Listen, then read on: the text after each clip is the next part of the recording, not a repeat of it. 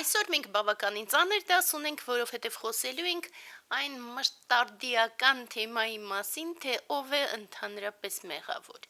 Եվ չնայած այս ամբողջ հարցերը այնուամենայնիվ ծանր են, մենք կփորձենք ի վերջո բերել, եթե դա ստացվի,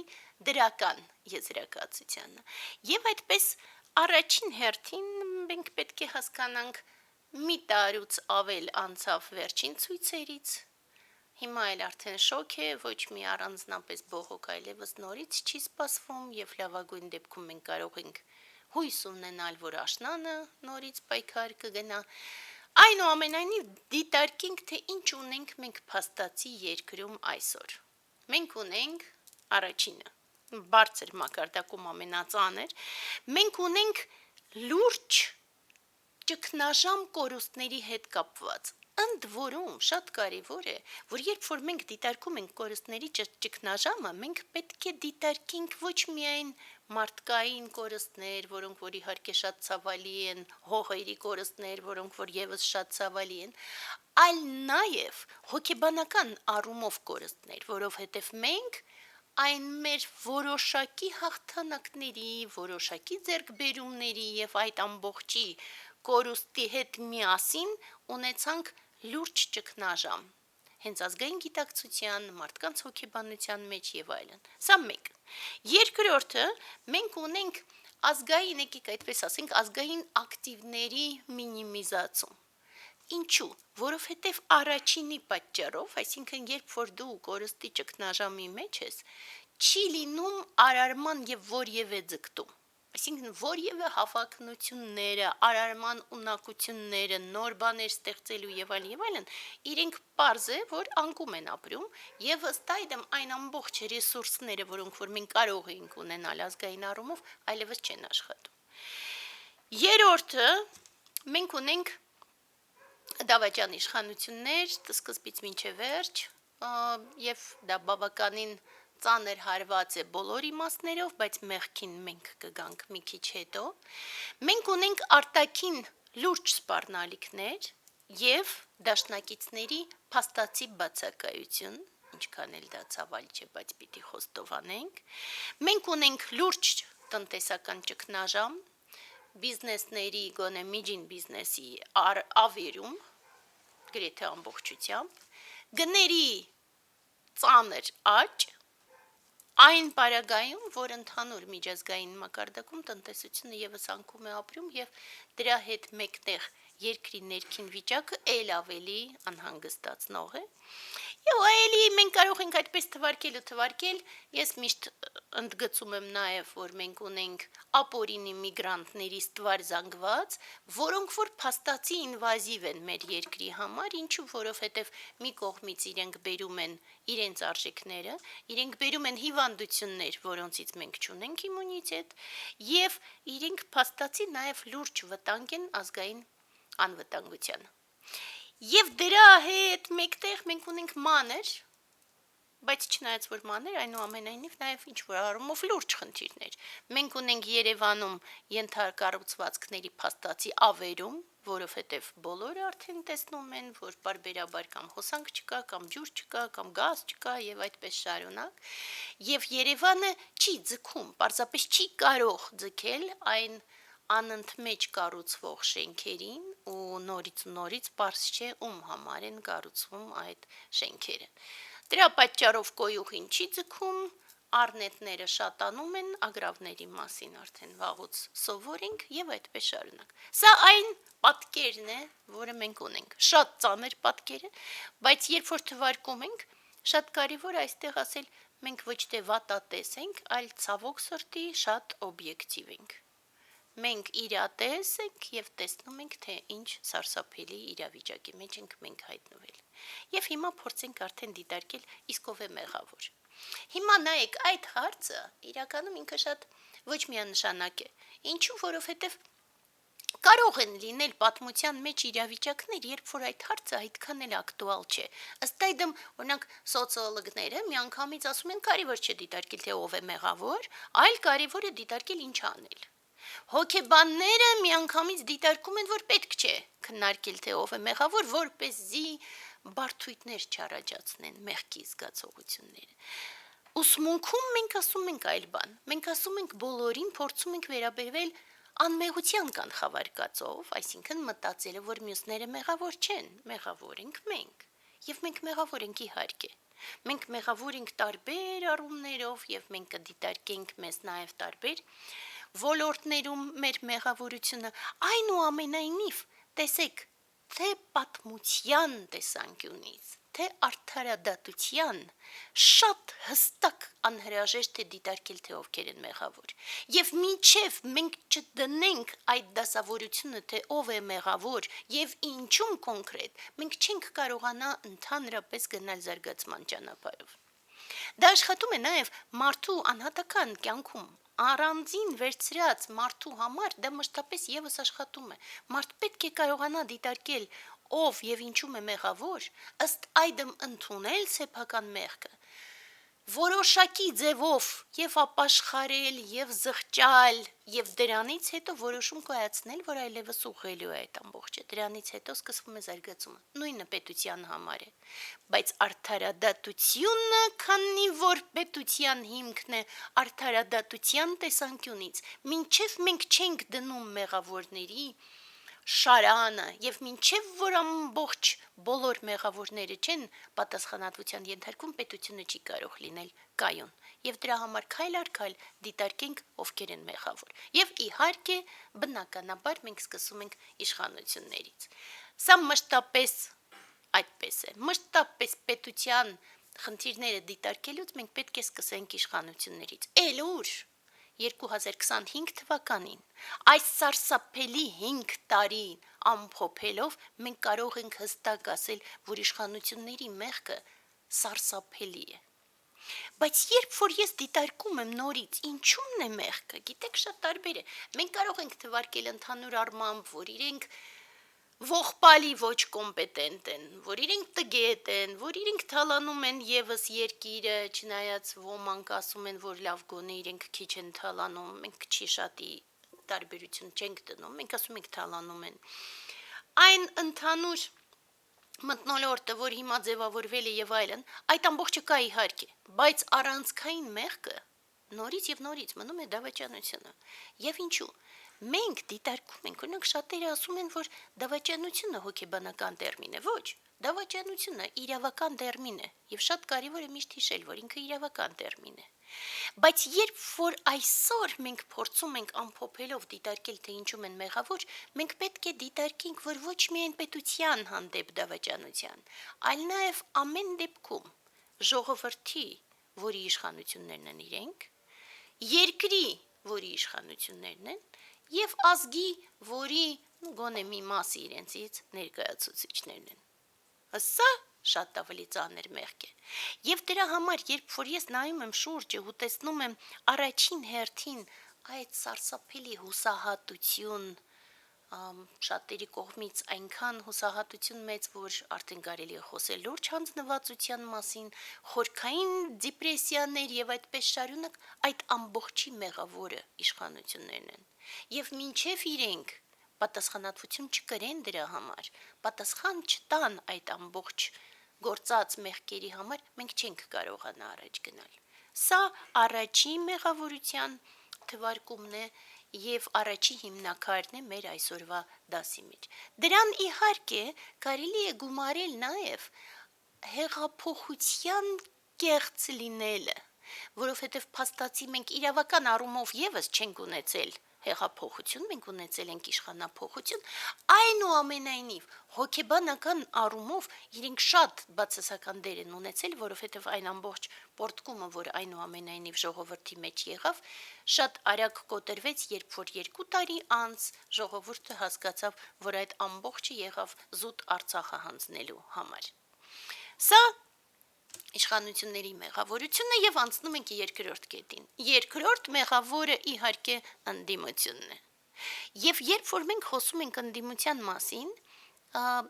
ճնշող մեծամասնության մոտ միանգամից նախկիններն են ասոցիացվում, չէ, ես այս պահին ասում եմ ընդհանուր առմամբ ընդդիմությունը, որովհետև ընդհանուր առմամբ ընդդիմության մասին մենք կարող ենք ասել մեղավոր են, որ անընդմեջ մինչև հիմա նույնիսկ առաջնորդվում են սեփական հավակնություններով։ Նախկինները խառնելով ընդդիմության հետ մենք կարող ենք ասել, որ իրենք առանձնանում են չարախնդությամբ այն պարագայում, որ մենք մեկ ընդհանուր երկրի մասին ենք խոսում եւ մեկ ընդհանուր տառապանքի առանձնանում են նորից այդ ոչ թե վախկոտությամբ, բայց ցանկացած քայլափոխին անվճռականությամբ իրար հետ համագործակցելու գոնե եթե ընկերներ չլինելու, բայց գոնե համագործակցելու ունակության բացակայությամբ եւ այդպես շարունակ, բայց քանի որ ընդդիմությունը այնուամենայնիվ ոնց որ ասեցի ասոցիացվում է նախկինների հետ, ապա առաջին հերթին մենք ասում ենք, որ իրենք են մեղավոր, իհարկե մեղավոր են այն ամբողջ իրավիճակի, որում որ հնարավոր եղավ Նիկոլի գալը ընդհանրապես այն իրավիճակի, որում որ մեր երկիրը այնքան թուլացավ, որ չկարողացավ դիմակայել թե արտաքին, թե ներքին մարտահրավերներին, այդ ամբողջ իրար հետ, այդ ամբողջը թվարկելով, ու երբ որ մենք ասում ենք, այո, մենք հասկանում ենք, որ թե նախկինների մեջ, թե ընդհանրապես իշխանության մեջ երբևիցե չընդգրկվածների մեջ կան հիանալի կադրեր եւ այդ կադրերը իհարկե մենք պիտի օգտագործենք հետագայում այդ թվում Սփյուռքի կադրերը այնուամենայնիվ մենք շատ կարեւոր է որ հստակեցնենք ընդդիմությունը ոչ պակաս է մեղավոր միգուցե մի քիչ ավելի պակաս քան գործող իշխանությունները զուտ որովհետեւ գործող իշխանությունները մշտապես ունեն առաջնային մեղքը եւ գոնե որովհետեւ ակնհայտ դավաճանություն չի եղել ընդդիմության կողմից, գոնե ակնհայտ չի եղել։ Երրորդ մեղավորությունը դա ազգային էլիտան է։ Երբ որ մենք ասում ենք ազգային էլիտան, հիմա այնքան տարբեր բաներ են մարդիկ հասկանում դրա տակ, մենք երբևիցե չենք դիտարկում օլիգարխներին որպես էլիտա, Աստված հեռու պահի, երբևիցե չենք դիտարկում այն համընդհանուր, երբ որ ասում են այսինչ տիպի մարդիկ ըստ սահմանման էլիտա են, ոչ, էլիտան ըստ սահմանման դա ընդհանուր առմամբ նախ ազգի գենաֆոնդ կրողներն են, դա կրթված մարդիկ են եւ դա մարդիկ են, ովքեր մտահոգ են ազգի մասին։ Եթե այդ մտահոգն էլ ավելացնում ենք ու ստվար զանգված դուրս է մնում իհարկե, այնուամենայնիվ այն բոլոր մարդիկ, ովքեր որ գոնե ընկալվում են որպես էլիտա, ընդհանրապես ճնշող մեծամասնությամբ եւ ոչ մի ձևով չստանձնեցին պատասխանատվություն այս ամբողջ ընթացքում։ Նորից հավակնությունների մեջ են գիտնականների առումով, երբ որ մենք դիտարկում ենք գիտնականների դաշտը եւս որպես ինչ որ ձևով ազգային էլիտա, մենք տեսնում ենք, որ շարունակում են իրենց այդ մանր մրցակցությունները, բայց մեծ մարտահրավերներ իրենց չեն նետել։ Հիմա երբ որ պատմության հանդեպ այնքան կեղծարարություն եւ աղավաղում է գնում եւ ոչ մի գիտնական բարձր մակարդակում չփորձվեց, անգամ չհամարձակվեց մեծ ելույթներ ունենալ այս ամբողջի դեմ եւ այդպես շարունակ։ Թե մեր այստեղի գիտնականները, թե դրսի Սփյուռքի եւ ոչ մեկ մեծ քայլեր չարեց այս ամբողջի դեմ, ինչ որ կատարվում է, որպեսզի գոնե ամբողջ աշխարհը ցնցվեր։ Սա ազգային էլիտայի վերաբերյալ, երբ որ մի քիչ էլ ավելի ներքև ենք իջնում, մենք սկսում ենք մտածել, որ լավ, օրինակ ազգային էլիտան կարող էր ինչ-որ բաներ անել, միգուցե իրենք այլ արժեքներ են կրում, միգուցե իրենք պատճառն են, կամ միգուցե իրենք հետևանք են այս ամբողջ իրավիճակի, եթե այդպես դիտարկենք, մենք կգանք գիտեք ձվի եւ հավի պատմության, թե որն էր առաջինը։ Առաջինը էլիտան էր մեղավոր, որ նման իշխանություններ ունենք, թե իշխանություններն են մեղավոր, որ նման էլիտա ունենք եւ այդպես շարունակ։ Դա կարևոր չէ, կարևորը որ իրենք եւս մեղավոր են։ Չորրորդը մի քիչ տարօրինակ է, որ մենք հենց չորրորդ դերում ենք դիտարկում, բայց դիտարկում ենք։ Չորրորդը զանգվածային լրատվական միջոցներն են եւ դասատուները։ Ես միասին եմ ասում, հենց որովհետեւ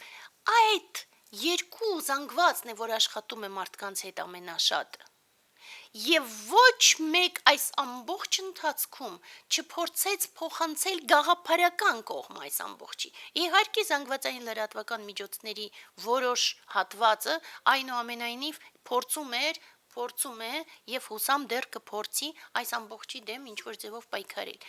Բայց ոչ թե նորից, ոչ թե պարզապես անընդմեջ ընդգծելու թե ով է մեղավոր, այ ինչով է մեղավոր, ինչպես է մեղավոր եւ ինչ կարելի է անել, որպեսզի այդ ամբողջից դուրս գալ։ Եվ դասատուները իրենց հերթին, իրենց տեղում, ու գիտեք, երբ որ ես մտածում եմ ընդհանրապես ինչ կարելի էր անել, մենք ասում ենք նորից, երբ որ ամբողջ արժեքային համակարգը սկսում է գլորվել ներքև, կարելի է ասել, բայց ինչ անի առանձին մարդ այդ ամբողջ գլորվող ծնագնդի դեմ։ Ես ասեմ, շարունակի իր տեղում իր աշխատանքը բարձր ձևով իրականացնել։ Եթե ամեն մի դասատուն անկախ արկա դավաճանների միևնույնը տաներ ազգային կրթության գիծ, մենք չէինք ունենա այս իրավիճակը, որում որ հայտնվել ենք, որովհետև 30 տարի շարունակ այս ամբողջը գլորվում էր ներքև։ Եվ հիմա շարունակում է գլորվել շատ ավելի ակտիվ տեմպերով։ Եթե այդ ժամանակ ինքը մի քիչ էր գլորվում, հիմա անդունդը։ Նույն ձևով, երբ որ այս արդեն թվարկում է կանգարոջությունը, մենք հասնում ենք հայ առաքելական եկեղեցուն, եւ ինչքան էլ մենք խուսափում ենք որևէ մեղադրանքներ ներկայացնել եկեղեցու հանդեպ, այնուամենայնիվ ես ինձ իրավունք կվերապահեմ ասելու, որ հայ առաքելական եկեղեցին շատ ուժեղ մեղավոր է այս ամեն ինչում, եւ ինչու։ Հայ առաքելական եկեղեցին չի կոչվում պարզապես առաքելական եկեղեցի, այն կոչվում է հայ առաքելական եկեղեցի, եւ ըստ այդմ պիտի հիշի, որ իր առաջին պատասխանատվությունը ոչ թե զուտ եկեղեցու պահպանումն է, եւ հայ առաքելական եկեղեցու քրիստոնեության գծի, այլ նաեւ հայ ազգի, առաջին հերթին հայ ազգի։ Եվ երբ որ նայում ես իրենց աշխատանքները եւ երբ որ տեսնում ես, ես հասկանում եմ, որ իրենք փորձում են ինչ-որ ձևով պաշտպանվեն զուտ եկեղեցին գոնե, բայց իրենք պիտի պատասխանատվություն ստանձնեն վերջապես ազգի համար, այնպես ինչպես ժամանակին մենք ունեցել ենք հզորագույն կաթողիկոսներ, որոնք որ համարձակվել են, հանդգնել են պատասխանատվություն ստանձնել եւ հասել են հաջողության։ Եվ վերջին մեղավորությանը մենք գալիս ենք ժողովրդին։ Եվ երբ որ ես մտածում մենք ինչու ենք մեղավոր, ու մենք այդքան տարբեր տեղերում կանք ստեղ մեղավոր, որ խոսք չկա եւ ամբողջ օրը մենք մեզ փնովում ենք մեր մեղավորությունը տեսնելով։ Ժողովուրդը պակաս մեղավոր չէ։ Երբ որ մենք ասում ենք ընդհանուր ժողովուրդ, մենք ասում ենք ընդհանուր ժողովուրդը մեղավոր չէ, որովհետեւ ոչ մեկ չի կրթել ճիշտ, ոչ մեկ չի դաստիարակել ճիշտ, այո, բայց երբ որ տեսնում ենք առանձին մարդկանց, մենք տեսնում ենք մեղավորությունը արդեն ժողովրդի։ Եվ գիտեք օրինակ որպես, հիմա երեխայիս դասարանը գնացել էր էքսկուրսիայի, որ են գնացել են Գառնիի մոտ ռեստորան, որպես լավ էքսկուրսիա, բայց չեն մտել։ Ոչ Գառնիի 4.500 տարի հաշվող տաճար, ոչ Գառնիի գյուղում գոնե արկա այդ 9 եկեղեցիները, որոնցից մի մասը հին են ու մեծ պատմություն ունեն, ոչ էլ Ողջաբերդի այդ քարանձավները, ընդհանրապես էքսկուրսիան ռեստորան է։ Դա արդեն ամեն մեկի որոշումն է, դա արդեն ժողովրդի մեղավորությունն է։ Ու մենք իհարկե այս դասը կշարունակենք, բայց փոքրիկ հավելում այնուամենայնիվ մեղավոր են նաև այն պարազիտները, որոնք որ իրենց արժեքներով քայքայում են Հայաստանը, երբ որ գալիս են մարմոնները, մյուսները, ու կարելի ասել, որ թող մենք այնքան ուժեղ լինեինք, որ իրենք չկարողանային ոչ մի բան քայքայել։ Սա ոչ միանշանակ է, որովհետև շատ հաճախ մարդիկ թույլ են եւ չեն կարող այդ ամբողջին հակազդել։ Եվ մեղավոր են իհարկե մեր արտաքին թշնամիները, բայց նորից ուզում ես խաղաղություն, պատրաստվիր պատերազմի։ Կշարունակենք այս դասը։